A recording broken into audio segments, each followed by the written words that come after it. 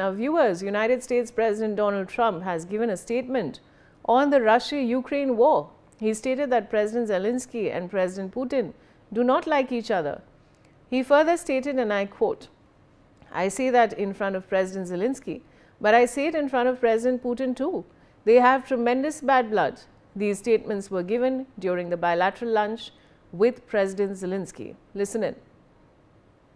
I think they're both doing a great job in that sense. We have to get it done.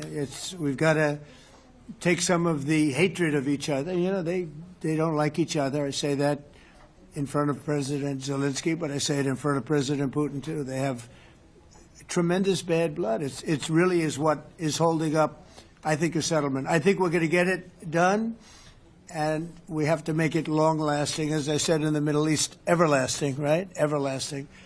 And the Middle East is a much more complicated situation. You know, we had 59 countries involved, and every one of them agreed. And it's, you know, it's sort of amazing. Most people didn't think that was doable. This is going to be something I really believe that's going to get done. I had a very good talk yesterday with President Putin. I think he wants to get it done. I think they both. All right, so I have our guest, Ambassador KP Fabian, who's a former diplomat, joining me. Now, Mr. Fabian, there's one interesting comment from Donald Trump after the other. He's, of course, taken credit for solving 8 wars. What your comments, sir?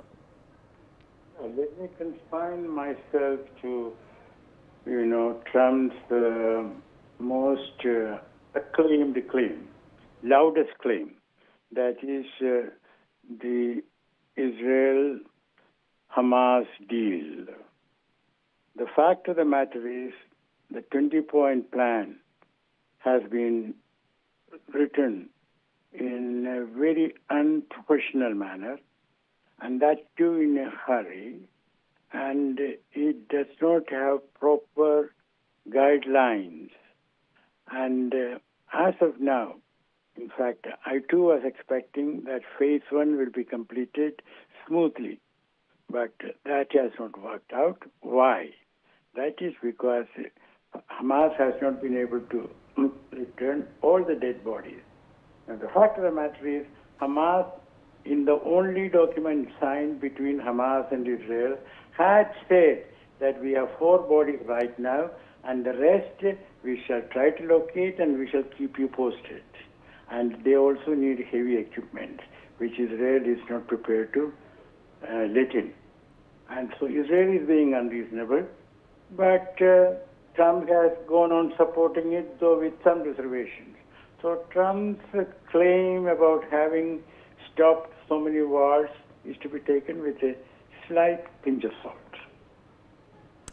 Ambassador Fabian, now he's also spoken about the relationship, which is an obvious fact, between Zelenskyy and Putin. The new statements come out where he says they don't like each other. Your comments, sir? Well, it's like this. Trump, for a while, gave the impression to Zelenskyy that he will give him the long-range missiles. And then, before meeting Zelenskyy, Putin phoned him up, and they had a long conversation, 2 hours and a half. And now Trump says that, you know, let's wait, let there be a meeting between the 3 presidents, and let there be an end to the war.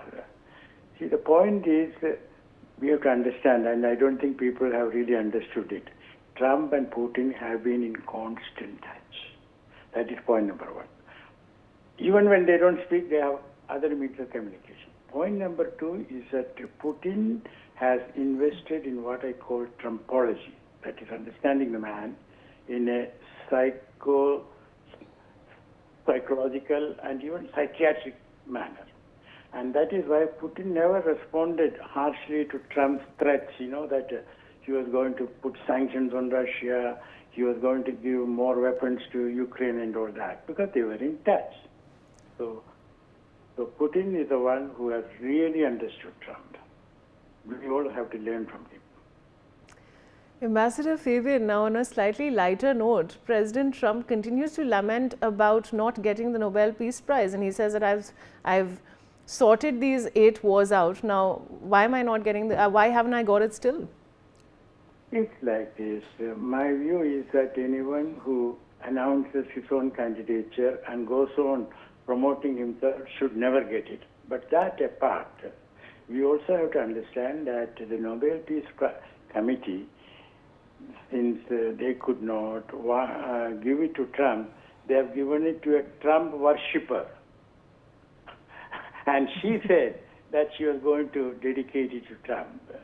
So the Nobel Peace Prize Committee also is not behaving responsibly, and it's quite likely that he will get it next year. Very interesting, Ambassador Fabian. Trump statements are very, very intriguing indeed. But thank you so much for joining me today.